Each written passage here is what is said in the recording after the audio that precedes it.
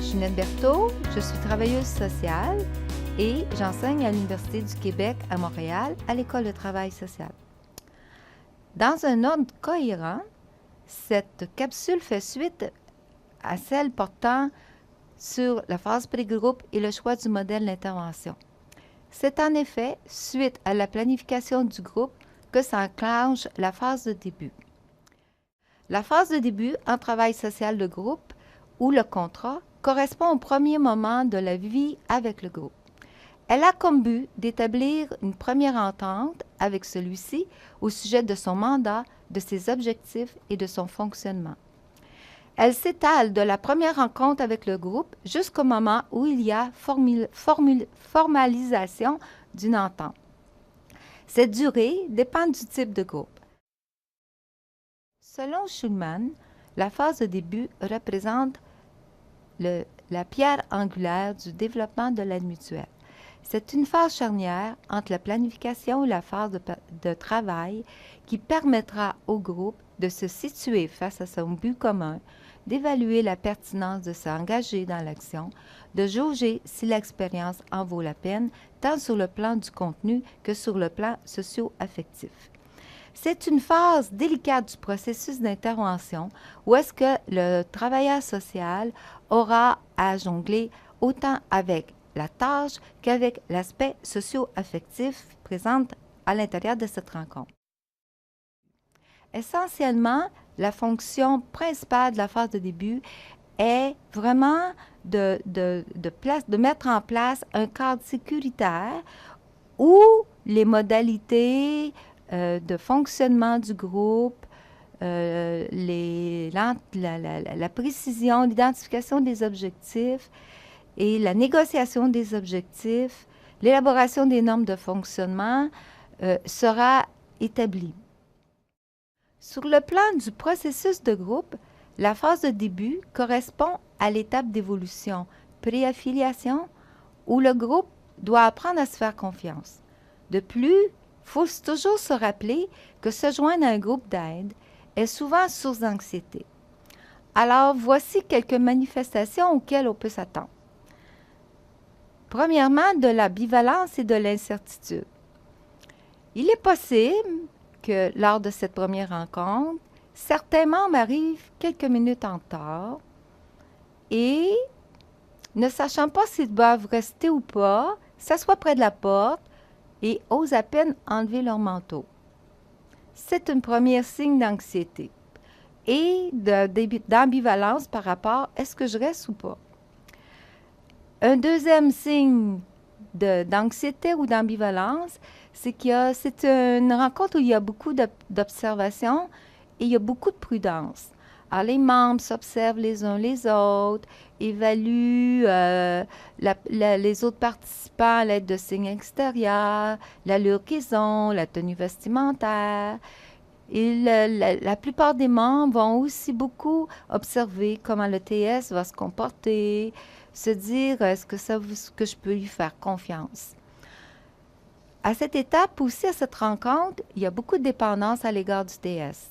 Même si nous désirons que ce groupe devienne le leur, les membres ne seront pas prêts à se prononcer. La plupart du temps, ils acquiesceront à l'ensemble des propositions du travailleur social, à la grande déception de celui-ci qui voudrait déjà que le groupe se prenne en charge et fasse preuve de négociation. Pour présenter ces étapes, nous nous basons sur celles définies par Turcotte et Lindsay dans leur livre de 2014. Il est extrêmement important que les membres se présentent les uns les autres. Okay? Et pour ce faire, le travailleur social peut penser à des activités brise-glace non engageantes. Bien choisies, celles-ci pourront permettre aux membres du groupe de s'inclure doucement. Maintenant, nous recommandons de ne pas faire de tour de table, le tour de table étant une technique qui souvent va rendre les gens mal à l'aise puisqu'ils ne sont pas libres de choisir quand ils peuvent s'introduire au groupe. Alors, nous suggérons plutôt que les membres disent ou se présentent au moment où ils jugent opportun et au moment où ils croient que c'est pour eux, ils sont prêts à le faire. Alors, les réalités individuelles des membres vont aussi leur permettre de s'inclure dans le groupe et de prendre conscience qu'ils ont un vécu commun. Alors, il importe que les membres puissent se situer face à l'intervention. Dans un premier temps, de façon brève, les membres sont invités à expliquer qu'est-ce qui les amène au groupe, à parler très, très sommairement de leur réalité individuelle et de faire part d'un objectif qu'ils veulent poursuivre à l'intérieur de cette expérience. Alors, le travailleur social pourra alors utiliser des habiletés telles la synthèse et le reflet afin que les membres du groupe s'aperçoivent qu'ils sont bien écoutés, bien entendus et bien reçus. De plus, pendant qu'ils décrivent cette réalité ou après qu'il l'ait fait, le travailleur social essaiera de faire des liens entre ce que le membre vient d'apporter et les réalités qui ont été décrites précédemment. Cette technique permettra au groupe de commencer à réaliser qu'ils ont des réalités semblables et que finalement, ils sont tous dans le même bateau. La troisième étape de la rencontre du contrat consistera à la négociation des objectifs communs et spécifiques. Celle-ci débutera par une synthèse que le travailleur social fera de ce qui est ressorti à l'étape 2 et qui pourra l'amener aussi à présenter les objectifs qu'il a conçus de façon préliminaire pour le groupe. Alors, ces objectifs préliminaires sont en fait le résultat de l'identification des besoins et du contact pré-groupe qu'il a fait avec chacun. Après avoir présenté ces objectifs préliminaires, il fera réagir le groupe. Qu'est-ce que le groupe pense de ces premiers objectifs? Considère-t-il que ces objectifs reflètent la réalité les réalités individuelles que le travailleur, que chacun a manifesté lors de la deuxième étape? Y a-t-il des points que le travailleur social a oubliés? De plus, encore pour faciliter la prise de décision à ce sujet, le travailleur social peut amener le groupe à travailler en petit atelier où est-ce que les membres seront plus à l'aise pour donner leur opinion, pour émettre des points de vue, pour faire des recommandations. Alors, toujours après avoir consulté le groupe, le travailleur social va fixer l'échéancier.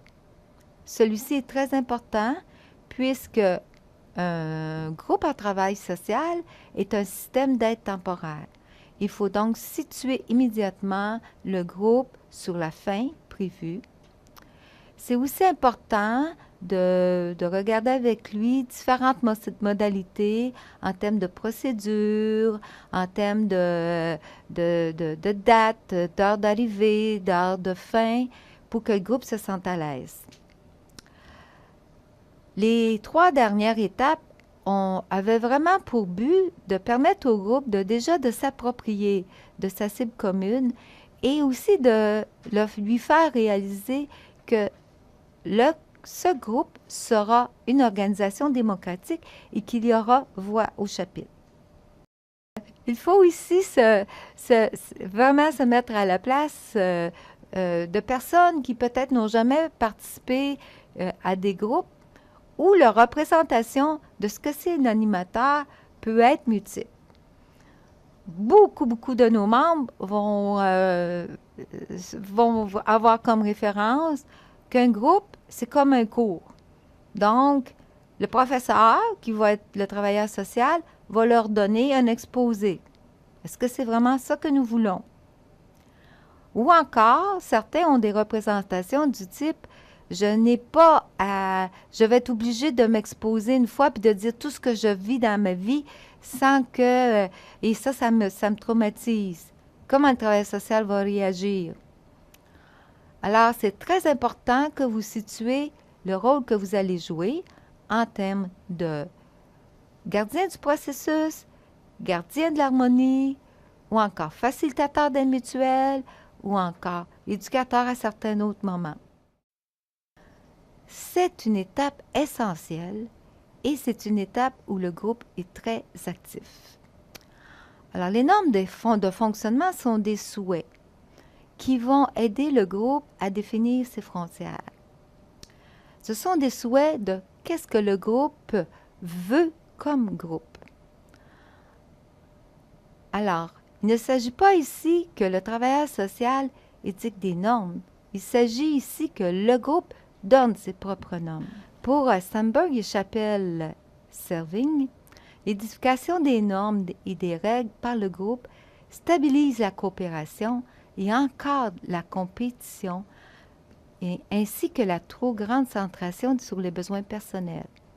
Sans cette compétition, sans cette démarche, il sera difficile de faire émerger l'aide mutuelle.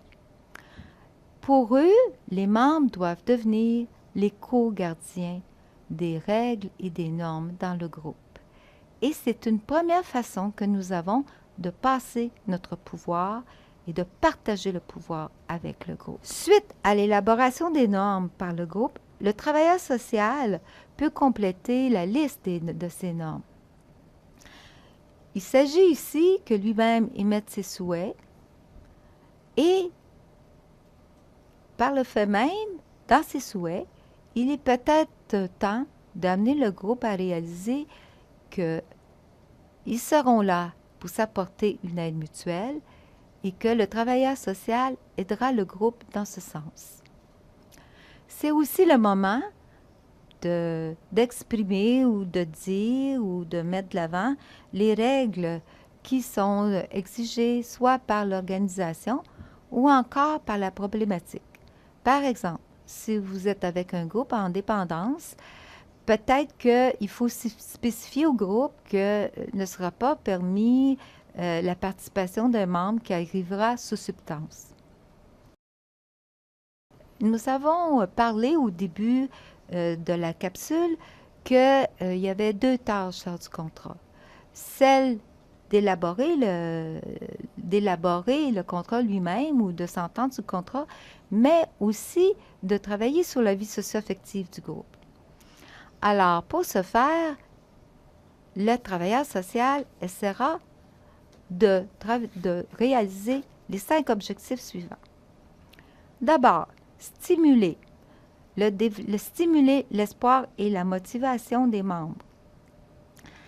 C'est un aspect important lors du contrat puisque habituellement les membres arrivent un peu incertains par rapport aux résultats et que de ressortir de la rencontre avec d'espoir et de motivation aidera à ce qu'ils maintiennent leur participation. C'est aussi important de susciter la participation de tous les membres pour qu'ils deviennent des sujets actifs de l'intervention. OK? Et pour nous, c'est un point de départ extrêmement important pour la réussite du groupe. C'est aussi important d'amorcer la dynamique d'aide mutuelle, telle que nous l'avons déjà spécifiée, pour que s'instaure cette culture à l'intérieur du groupe. Et c'est aussi important déjà de faire part aux membres de leurs forces et de leurs compétences pour qu'ils repartent confiants et qu'ils soient stimulés à revenir au groupe.